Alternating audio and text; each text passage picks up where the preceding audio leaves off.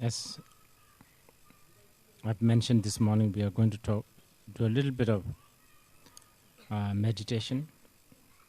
I can share a few techniques that which I know. Meditation is a very vast and infinite. It's also very individual, as I was saying.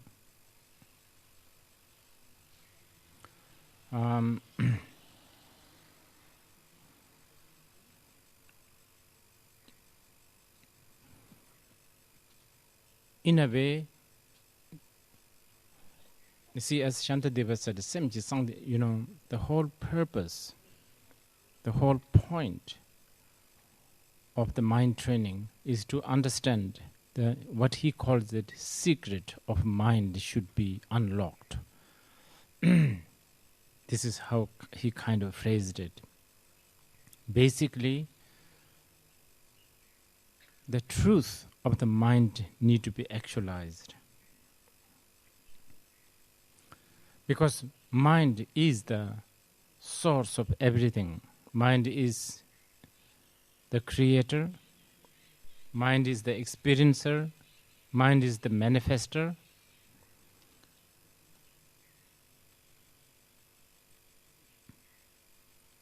Beyond the mind and its sphere, in Buddhism in general, and especially in the Mahayana Buddhism, and most especially Yogacharya school, which many people believe Śāntideva belongs to, there's nothing that exists independent from the mind or a separate entity or a separate phenomena that is beyond mind.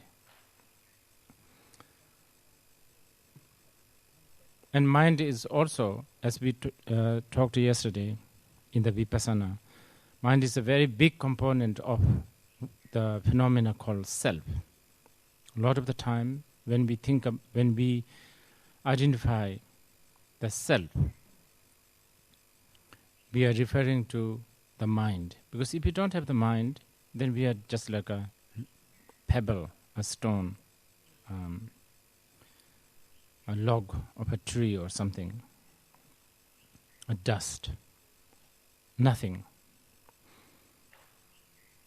Basically, we are not even a sentient being. So it is this mind, because of this mind, the Tibetan word sem, chen, is very interesting. Sem is sort of consciousness or mind. Chen is a word, it's a possessive word, meaning one that has mind. Something that has mind. Something that has consciousness. And the mind is probably one of the main mystery that we try to actualize. You can label it as whatever you like. You can even label it as the God.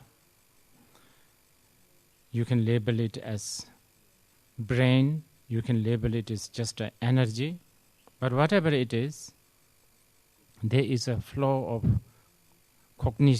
cognitions that I don't have to even establish through logic or analogy, which is very much experienceable right this very moment. As you hear my voice, who is hearing? If you don't have the mind, you will not be able to hear what I say or all the sound. You will not be able to feel what you are feeling. One way to approach the shunyata, instead of trying to learn the emptiness of everything, if you learn the emptiness or the truth of mind, that covers all the phenomena too. So this is actually one of the most practical way. Like Śāntideva said again and again in many different ways. Like, he gave a very beautiful example of the,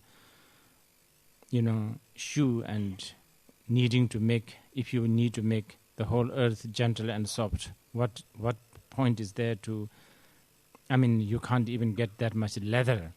But if by wearing a shoes, and if you walk around, it is equal to making everything soft and gentle. So on and so forth. There's just one after another contemplative argument and analogy of how it is just our mind. And we are at the moment going through the chapter that mentions, that's discussing on patience. Although mind itself is very simple, it is purely a cognizance. The habit that is staining this mind has many different way of manifesting. As I said yesterday, when the mind gets distracted, it gets distracted in the manner of desire, anger, jealousy, doubt, pride, so on and so forth. In the Mahayana,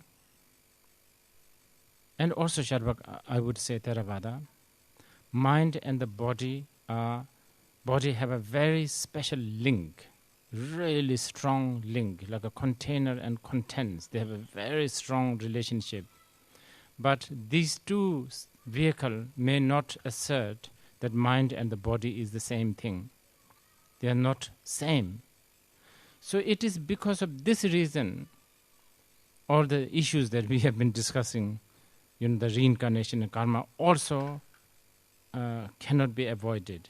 Because when you die, so-called the death, when we refer, what is death? When we are talking about death, many times we are talking about, generally it is the state when a person is no more functioning as a living. That's a very simple way of putting it. But basically, when the body has no more, the body still has some sort of a form of a body. It has eyes, it has all of that organs, but it doesn't have any more consciousness. And so the separation of the consciousness and the body is what sometimes we call it a death. So according to some of the Abhidharma teachings, what destroys the body cannot really destroy the mind, because they are kind of a separate thing. So the body can get destroyed by, like chopping head, and then you are finished, you are dead. Body can be destroyed, body can be cremated, body can be, cut into pieces, or without needing to rely on outer source, body can also deform itself. The body that we have, from the time we are born, it begins to decay. So this is why there's something called old age, sickness. It's beginning to fall apart.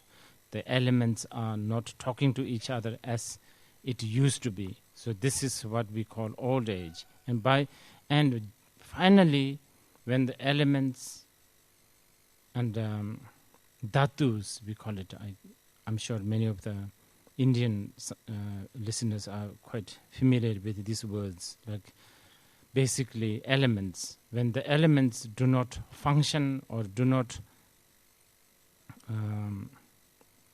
communicate anymore, then this is the end of the body.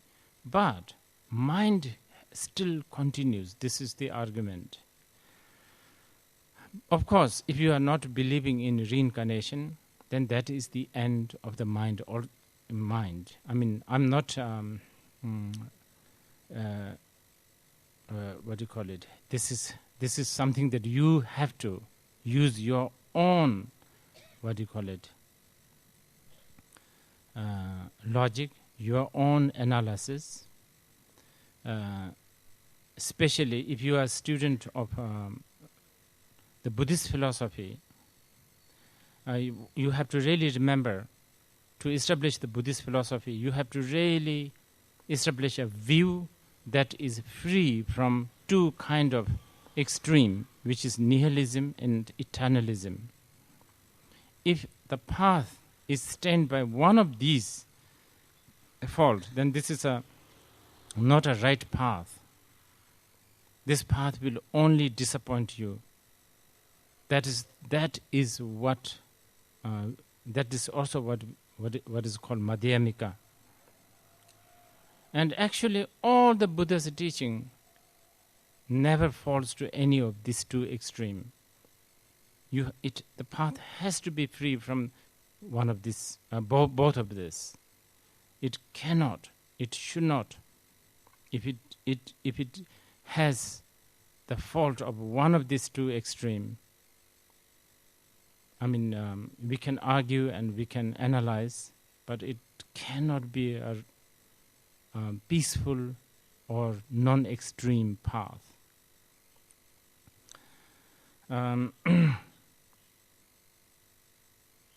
Okay, so actualizing the mind and its nature, for that there's so many ways. We have been going through all these stanzas, and you should consider these also as a contemplative meditation, because hearing these in a most gross level, such as what is taught by Śāntideva this morning, like why should, like how patience is so important, how tolerance is important, why, even almost very simple logic, like why should one be angry to the enemy or the weapon when you yourself is producing your body, because equally that is having a body is also the reason why when somebody beat you up, you also go through the pain. If you don't have the body, then that cannot happen. So all this is very contemplative, analytical meditation. Sometimes it's called Panditas Meditation, which is important. But not all the time this kind of contemplation can strengthen the awareness. The awareness need to be strengthened, like the knife. You have to sharpen it, and when it is necessary, you have to use that knife whenever it's necessary.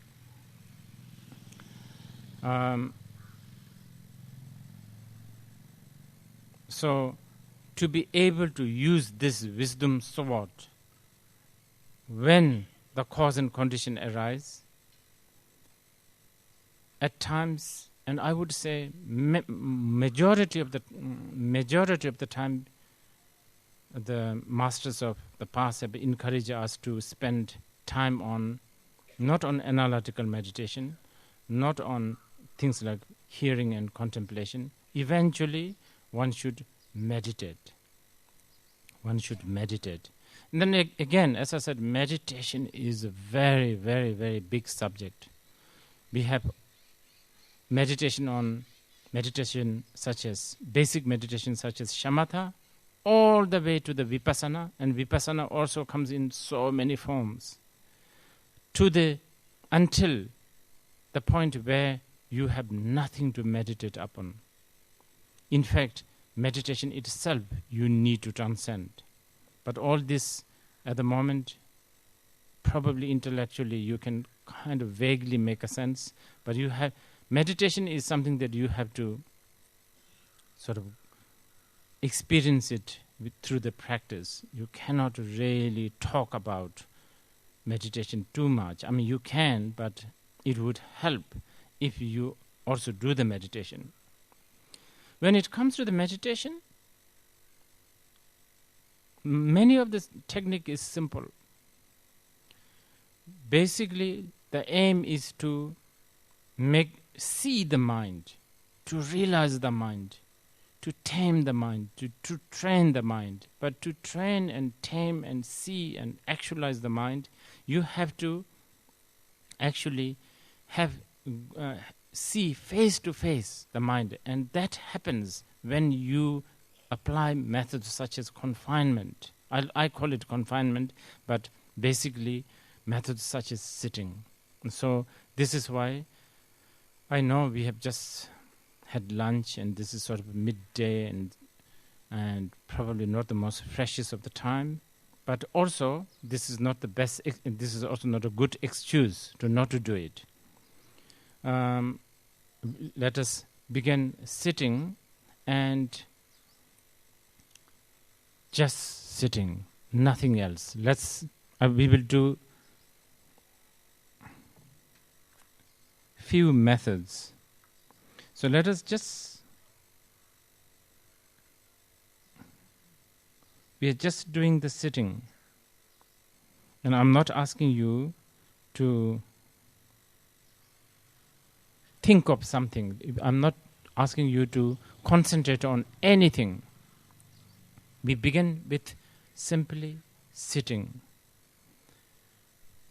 All I'm asking is probably not stand up, probably not walk around, and probably not move around if it is possible, but essentially just sitting. And it will help you if you can sit straight. That would be good. Okay? And then we will not do too long, but also we won't do too short, just so that you can experience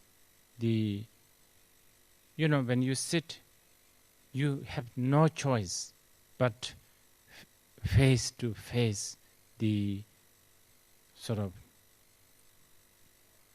isolation. You will isolate. And of course the experience of the isolation is not necessarily like calm and peaceful. It can be, I cannot sit, I cannot concentrate, my mind is going everywhere, I'm feeling so drowsy, I'm about to doze off, all of that you will just begin to be aware of, and that is good. You may remember the things that you have been searching for. You may suddenly have a brilliant idea that you will be so tempted to write it down. All of that thing can happen, but this is the effect of isolating yourself with just the technique of sitting. So let's do that. Okay, so let's begin.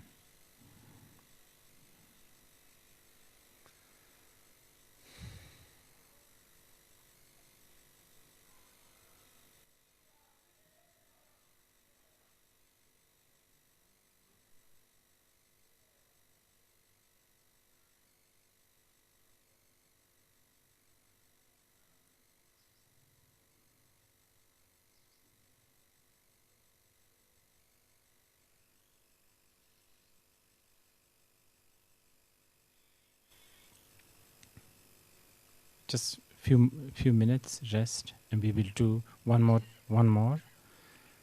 This time, maybe we do something very similar to Vipassana.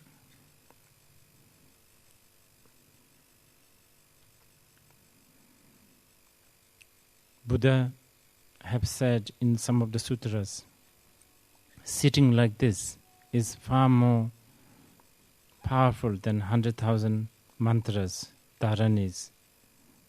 Sitting like this is far more precious than reading sutras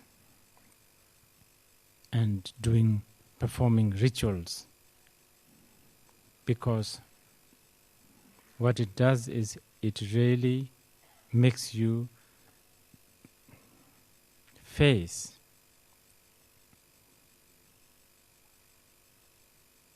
it creates the situation to face. Like even the fact that if you get bored, it is a sign that you are facing the works of mind. when you are getting dull. Because usually you don't allow yourself getting dull. You usually you numb it. You numb your sharp feeling of mind by applying entertainment, drinking, talking, conversing, reading. Here, you refrain from all of this. So it really makes your mind so alive, so sharp, and so present. And because you are not surrendering to any distractions, your immediate reaction of this mind that is so habituated to distractions naturally will feel bored, lethargic, dull, or it could also get agitated. Whatever it is, you have pledged yourself to sit 10 minutes, and that's what you did. Okay, so now we will do one more. Actually, we will do two more. But first lot, we will do the sort of the vipassana. And then the third one, since we have been talking a lot about emptiness, and I know many of you have been wondering how to practice emptiness. So we will do a sort of something related to the emptiness meditation. I know this is getting very heavy, hot, and probably not too fresh. So what we will do is we will do this lot first, and then we will actually stir ourselves, because I think there is some really budding questions and refutations and argument coming from all sides. I'm not going to allow too long, but I will let some of you do this, and then come back to the third segment of our meditation. See how your mind works. It will be quite interesting. Okay, the second one, let us be more disciplined this time. You are allowed to swallow saliva. You are allowed to blink your eyes. If you prefer to open your eyes, you see, in the most of the Theravada tradition, they would close eyes. Mahayana and especially tantric meditators are encouraged to open their eyes, not to close. So that really doesn't matter. It's up to you, which tradition you are following. Okay, so you can, if you are opening your eyes, yes, and then you are allowed to breathe in and out. Apart from that, once you sit, you should not move at all. You should not cough. You should not scratch. You should not sort of sit again. You should not sort of basically fix your pain on whatever bodily needs. So I'll give you about a few seconds to cough and scratch and do whatever you want. So please do that first.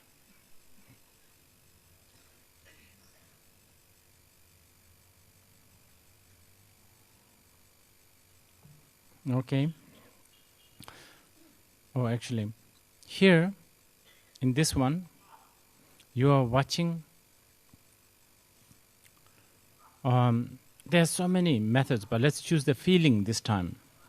Let's watch the feeling, both physical and mental. You must be feeling something, including blank, drowsy, agitation, sleepy. When you feel, if you are feeling sleepy, just watch what it is. Do not reject. Just watch. Physical feeling like pain,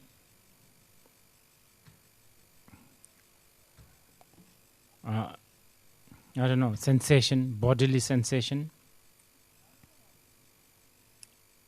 air going in through your nostril, in and out, your skin, hair, fabrics touching your skin, the hardness or the softness of the cushion, the surrounding. If you are agitated by noise, the feeling of that agitation, just that, yeah. Okay, so no need any more coughing or... Okay, so let's start again.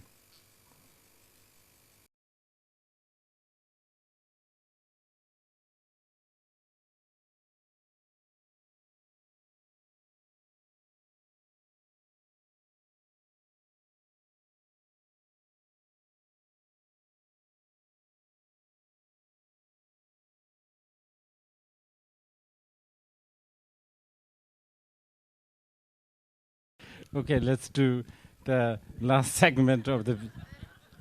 So this time, we are doing one of the method to sort of one of the many methods, that is emptiness meditation. Now, emptiness meditation, you cannot visualize that things does not exist. That is, that is like total denial. That is never the point. That does not make things, that is not shunyata. Shunyata is not a negation, remember? So how do we meditate on form is emptiness, emptiness is form, emptiness is not other than the form, form is not other than the form, emptiness? There are many ways, but one of the simple way is whatever the thought arise, simply be aware of that thought, not judging it, not adopting, not registering. Let's say if a thought is a bad one, really, really hideous one, not try to get rid of it by thinking this is a really bad thought. Because the moment you do that, you are entangled. Moment you are entangled, you are going away from emptiness. Similarly, when you have a good experience, even including thinking like, okay, now my mind is concentrating, I'm not distracted. Even that is an entanglement. The moment you have an entanglement, again, you are not meditating on emptiness. So, initially for beginners, whatever comes in your mind, just simply being aware of that. Now there are a few things that I should tell you. Like if you think about a sound of a dog barking, at that time you just have to be aware of that. No judgment, no hope, no fear, no adopting, no abandoning. As you do that, if you think about another sound, or if you are thinking about Paris, if you are thinking about Delhi, then just be aware of that. You don't have to finish with the sound of barking dog. You don't have to think about the previous thoughts. That's gone. You don't have to visit there. You don't have to finish that thought. Whatever the present thought happen to be, just be aware of that. That is the principal backbone for this particular meditation method. Plus, it would help you to confine yourself by sitting straight, also not paying attention to bodily needs such as scratching, coughing. So, before we do that, if you need to cough or scratch,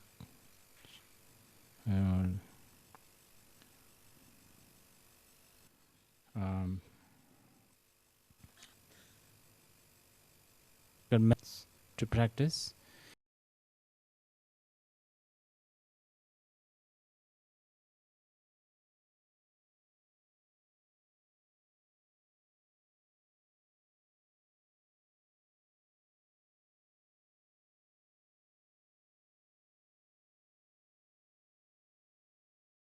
I hope this will be a good example. You don't have to do it this long. I would advise you not to do this long. I would actually say 5 minutes would be 5 minutes at a time would be better.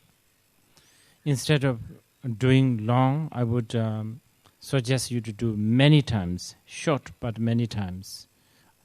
And I think doing it short and many times is a very good trick to habituate yourself, because all our habits are a bit like that, our negative habits.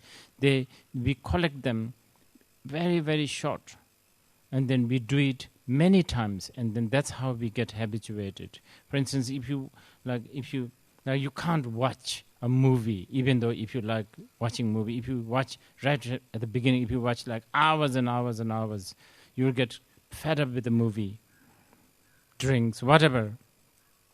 Doing it short but many times seems to be a really good to build habit and enthusiasm, especially for the beginners, because meditation is really dry and boring, and we as ignorant beings, we have all other habit, all other excitement, all other distractions. So for us to really consistently meditate and tune ourselves into spiritual path is difficult in this day and age.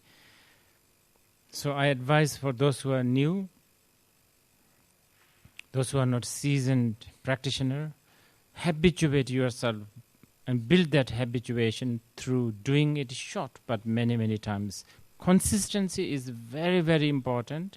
If you are not consistent, especially the shamatha, like a shamatha, and of course the vipassana, if you somehow forget doing the meditation or discontinue doing the meditation for a long period, you will find yourself back to the square A, and then having to start all over again. If you keep on doing the meditation, and also one thing, notice that you should never be afraid of making mistakes, because you will never. There's never going to be a chance where you learn all the, sort of mistakes that you could do first and then meditate. There's no such thing. You have to go through the path, make a lot of mistakes, your own individual mistakes, and you learn through that. Better not complicate the simple method.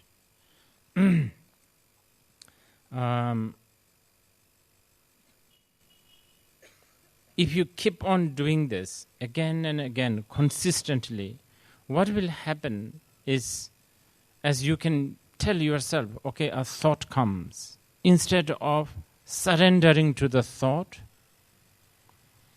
instead of entanglement with this particular thought, all you do is you're almost like baby looking at a fresco. You're just watching. You're just looking. And because you do that, the grip or the clutch, that strong hold on entanglement to whatever you are thinking, that gradually will become weaker. So you will loosen the sort of the clutch or the grip to the whatever you are thinking. And then gradually all the values, all of this will become mellowed down, so to speak. So what I'm saying is like something that used to make you happy not necessarily will excite you as much as before. Similarly, something that makes you upset may not necessarily, because you are not entangling now. You are not getting caught up. And this is sort of the beginning of the liberation, because you are not getting caught up by the thoughts. So you just have to keep on doing that, and this will manifest in your action, in your value system, in your judgment, and in your interreaction. Time to time, by all means, please think about renunciation, futility of the samsara. Because if you think that this life is workable, eventually, ultimately, this life is fixable, then you really don't have the renunciation mind. You are not a spiritual person. You are using the Dharma as just another means to beautify and glorify this life. Such a person is not necessarily a spiritual. You can be a bank manager. You can be a billionaire. If deep inside, if you have this notion that this life is not really fixable, the problems of the samsaric life is not really, mendable. It cannot, ultimately is going to fall apart. This kind of, almost like a permanent, what Chogyam Trungpa Rinpoche call it, genuine heart of sadness. If you have that kind of sadness, then you are beginning to become a spiritual person. Because then you may still, if somebody give you a promotion of the country's chief sort of banking whatever, you may still say yes. You may not necessarily go through all the pretense of not wanting this, and since you are a renouncant, you are now going to go to cave and all of that. You may not do that. You may still accept the most lucrative job, most prestigious job. You may still drive in the most stretched limousine. You may do all of that. But deep inside, you have, it's like you have a fatal disease. It's like you are bound.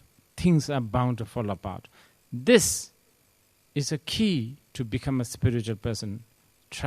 If you are trying to follow a spiritual path, by all means. Some of you maybe not necessarily following a spiritual path. You are probably here just to learn, increase your religious studies. Then that is a different matter. But if you want to follow a path, this kind of renunciation mind is really necessary. It will also help you as shamatha vipassana, because when you have that, you will not get so caught up by your plan and scheduling. If you don't have that kind of clear picture about your samsaric life, you will always believe that they will work. Then you will, deep inside, you will always think your plan will work, has to work. But even though many times it doesn't work, you still don't give up. You will try to find another way until it works. And many, many, many times it doesn't work. Still we don't give up. So that is, with this kind of genuine heart of sadness will make you appreciate the calmness and the malleable aspect of the mind, which will develop the shamatha. And that will then immediately wish to explore the vipassana, because you want to see the truth. You really want to get the bottom of all this life. What is the source of all the problem? With this kind of longing and the methods what I have just told you. And by the way, this is not the only method. This is just one of the methods. You can use this. You can use other methods if you have one. If you have teachers who have taught you. Using this method, increasing the vipassana, gradually developing, seeing the truth. Meaning, it could really reflect on our day-to-day life. Many of the shamatha vipassana practitioners, good ones, when they look at others, like their friends or family, their attitude is okay. Like when they look at their family and when they go home, like tonight. I have noticed that meditators would look at their friends or family when they say good night. You can tell in their face, they're thinking, okay, this could be it. This is probably the last time I'm seeing them, which is true. But many of us, we don't think like that. For sure we are going to see you tomorrow. This is how we think. Because we are just so not close to the truth. Whereas the meditators know, okay, this could be it. This could be our last time. When they wake up, they are so happy. It's like, wow, I managed to wake up this morning. That's quite an achievement. Because anything could have happened last night. Ceiling could fall on your head. You could be, choked to death, whatever. But you didn't. And now you are going to see the sun. You are going to see the trees. You are going to see the river. You are going to meet your friends. Celebration, all of that. So the attitude of the life, the way you appreciate food, drink, and even this evening, if your doctor finds that, 90% of your kidneys is failed, you are already prepared. You know, you already are prepared. So the way you accept. One of the most encouraging thing is, we always have this notion that the Tibetan, especially Tibetan lamas, they are practitioners. They know how to die peacefully, so on and so forth. So, but the most encouraging thing is now that I have been living on this earth more than half a century, I'm beginning to actually encounter a lot of death of the people that I know. It's coming now, and it's not going to go less and less. It's going to go more and more. Until I die, I'm going to witness a lot of my friends slowly getting deleted from the, the existence. And many Americans, European students who has been practicing Dharma, who has been meditating, the way they died, their attitude, the dignity, the acceptance. It really made, as a teacher, I'm supposed to be their teacher. Like I went to hospitals and I'm looking at this person who has cancer, who's dying, who's guaranteed to be dead within 3 months. And I'm talking to this person and complete acceptance. And of course there's a fear, time to time. There's a fear to uncertainty. There's a fear of what will happen. And there's also the attachment to their pets even, or their household, garden, for goodness sake. Like their rose that they have planted last spring or something, and whether that's all right. Can Rinpoche have it because I put so much effort in that, etc., etc. But overall, the acceptance of the life and its calamities, its bad news, good news, so encouraging. It's like, actually, some of them actually put me, I myself wondered when I die, would I be able to have that much confidence? I'm supposed to be their teacher. They're really impressive, and this is something that we could achieve. While you are doing meditation, by the way, so many different kinds of experience will occur: good dream, bad dream, bliss, clarity. Light, flowing from the nostril, light jumping from your this chakra, that chakra. I shall tell you, you should never write it down. You should never tell anyone. You should never repeat. Like something that has happened, something so embarrassing that you will not only tell others, you will not also not like to remember for yourself. Likewise, you should treat them, whatever the experience, good and bad. You should just follow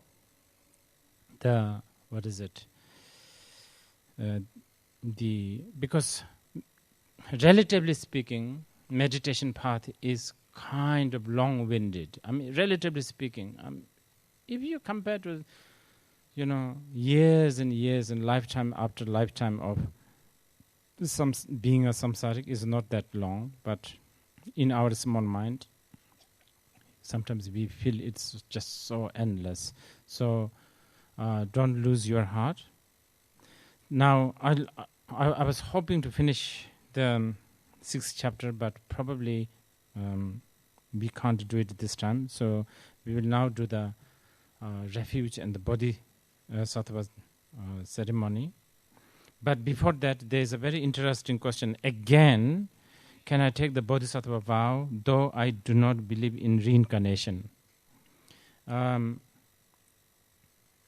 This is important question. I think, as someone put the question yesterday, I think the Tibetan phenomena of reincarnated tulkus, it may have actually damaged the reputation of reincarnation a lot, I think, because that is a totally different thing. Of course, it is based on the philosophy of reincarnation, but Tibetan system of reincarnated tulku is just another phenomena, very, very culturally bound. We are not talking about that. If you want to take the if you want to take the Bodhisattva vow without believing in reincarnation today, I cannot say no. How can I say no to somebody who wishes to take Bodhisattva vow? There is no greater vow that you can take than a Bodhisattva vow, because it is essentially a vow to help others. How can you not take that vow? There is not an ounce of self-cherishing here. It is the most supreme vow. But I have to be loyal to the path. I have to be, I can't bend the rule here. So from the philosophical point of view, taking a Bodhisattva vow without believing in a reincarnation sounds in my ear a little bit of a contradictory, because not just the Bodhisattva path, all the path, Sharvakayana, Theravada, Mahayana, Vajrayana, why are we practicing the Buddha Dharma? Why? To cut the cyclic existence of samsara. That is the main purpose. Not to be, as I've been telling you, an idiot will do bad and go to hell, an idiot will do good and go to heaven. Like that. It's not just to be a good human. I'm telling you, just to be a good, moralistic, compassionate, philanthropic human being, most probably you'd be better off without any religion these days. Because religion has caused so much problem also, right? Many times. Cyclic existence need to be discontinued. That's the whole purpose. If you don't believe in reincarnation, by consequences, what you are saying is when you die, that is the end of the cyclic existence of samsara. If you are saying that, it doesn't matter whether you are a New York hoodlum, whether you are a, Bombay gangster, whether you are a Himalayan yogi, whether you are a, Burmese monk practicing all the, Vinaya, whether you have been doing years and years of practices, whether you are a bank manager, whether you are a billionaire, when we die, we are going to experience the end of the cyclic existence equally. So, in my view, from the way I understood the Buddha Dharma, is that Dharma is to really end the cyclic existence of samsara for oneself and for others. That is the purpose. And the Bodhisattva Yana's path is not only to end the cyclic existence of oneself, but also others.